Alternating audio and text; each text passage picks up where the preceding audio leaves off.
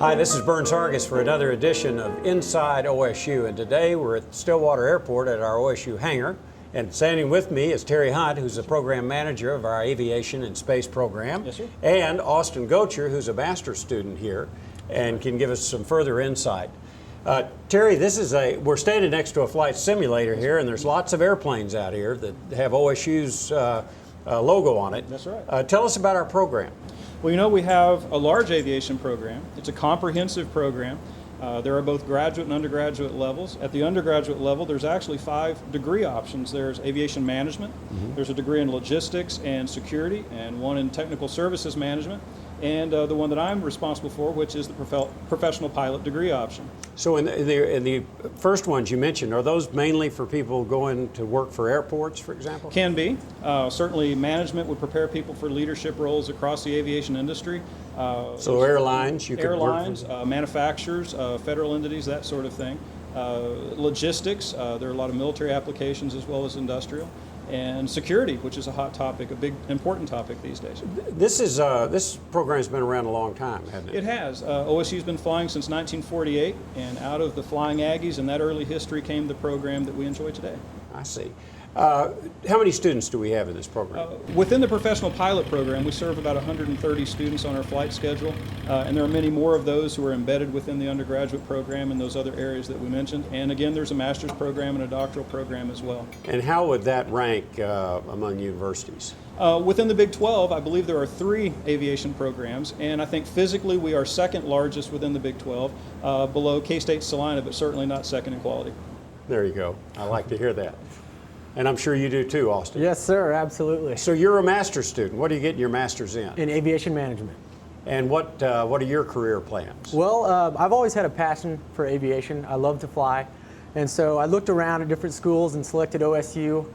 Came here, I'm now a flight instructor and building up my hours so I can go fly at the airlines.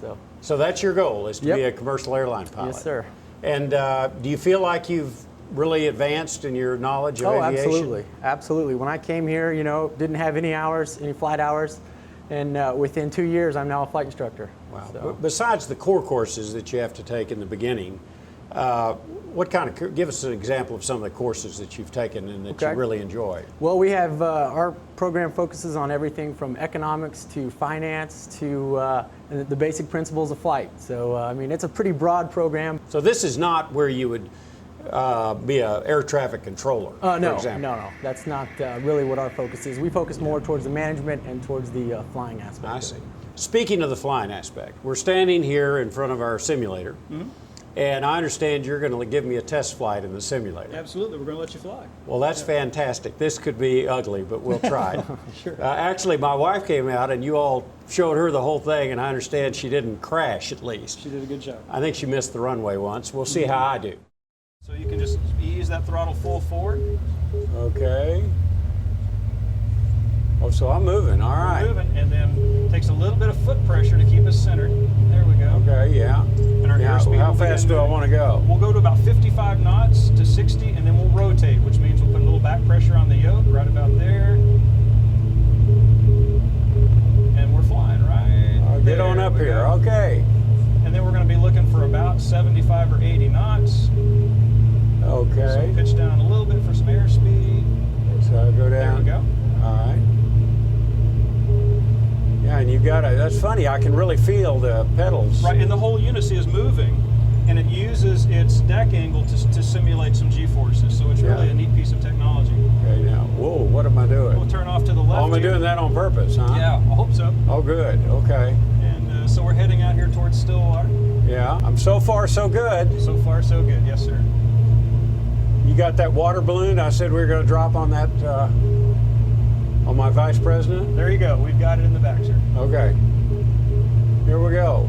So I'm going about, how fast in miles per hour? You're going about 105 miles an hour, or about 95 knots. So it's I feel like I'm kind of tilting a little bit. Yes, we are. So we can come back to wings level. So your bank angle is this way. Yeah, right. And of course, your pitch control is in there. And now I'm noticing, so is it this thing here that shows me whether I'm, when you're flying on instruments? Yes, it basically is a small picture of the relationship of the aircraft to the horizon. What's that big tower there? Have I got a tower I've got? We do have a tower, and we're going to clear it. We're in good shape. Okay, good. But But you'll notice again that attitude gyro is showing you everything the aircraft does out front. Okay, so I'm looking good on the turn coordinator. Looking good, balls in the center. Now, if I just push the rudder and not the... Sure, the airplane will just skid, or you can do that. What happens? Let's see what I... Okay, I'm pushing the rudder now. Push What? the right All right. rudder. All right. Okay, so it doesn't turn much. No, it really doesn't. Okay, I got it. An airplane's not like a boat. You're not turning it with the rudder alone. Okay, I got you. But you can play with the controls, see we can pitch up. All right, we'll go up a little higher here. I don't want to go too high. I'll stall, right? Don't want to stall, that's correct. Yeah, I don't want to stall. So we'll just let you play with it. I'm off, you've got the airplane. Okay, I was afraid of that. You're in fine shape. Okay, let's get straight here. All right, okay.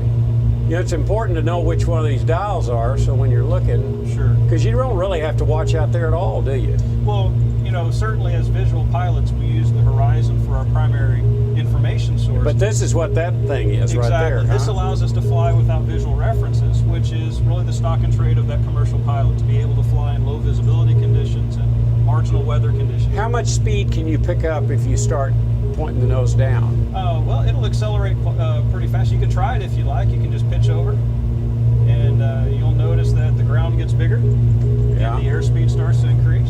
Okay. All right, well, we probably ought to head back. So here we go. Oh, And this is where my wife okay. hit the wrong Pitch runway. up just a hair. Yeah, and let's pull it up. We're going to pull some power back, All right. about 2,300 RPM. We're going to slow to Where's the wide the- arc. Good, RPM, yeah. We're going to Okay. come down to about 1,800. And we're Okay. going to line up on the runway to help you here just a little bit. Yeah, We'll that's slow good. to the wide arc very shortly. We're going to get 10 degrees of flaps. So let's pitch up just a little bit. Yeah, I'm kind of getting, I'm wandering all We're over. going to get here. We'll assume the tower's cleared us to land. Yeah. Be a good idea, wouldn't it? And we're looking good. We're a little bit high on the approach, so we're Are we? Go down a little some? descent. We're going to go flaps 30. Now, full flaps. where's my altitude on this thing? Altitude is right here. We're at about 500 feet above the ground now, which is Okay. right about where we need to be for a 1 mile final. And all we have to do now is make very small corrections to keep us lined up with the runway. You'll notice two lights on the left side of the runway. That's called the VASI. Well, one red light, one white light. Right. And if they're red over white, we're all right. And what does it mean? It's a good way for a pilot to get a visual indication of their approach path. If those lights were white, we would be above a 3-degree approach path. If they were red, we'd be low. Red over white means we're on a 3-degree glide slope, and it will take us right into the flare zone of the runway. That's a great tool when you're coming out of the clouds and marginal conditions, and really helps you make that transition from instrument flight to visual flight. Okay, the runway's made, so I'm going to come right on down into the flare zone. Okay. And we're going to start taking our power back to idle.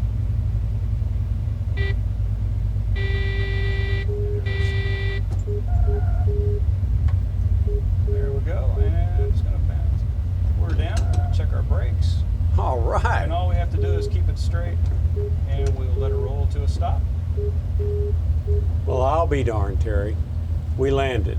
We did it just fine, and we're right on the center line. What do you know? Oh, well, I really appreciate it. Yes, I sir. learned a Thank you. lot. Yeah. And it's a perfect landing. We're alive. Just what I'd hoped for. You bet. Well, that's another edition of Inside OSU. Where are we going now? You tell Let's me go to you're- the moon. You're the captain. You're a space program. Absolutely. We'll see you next time, I hope.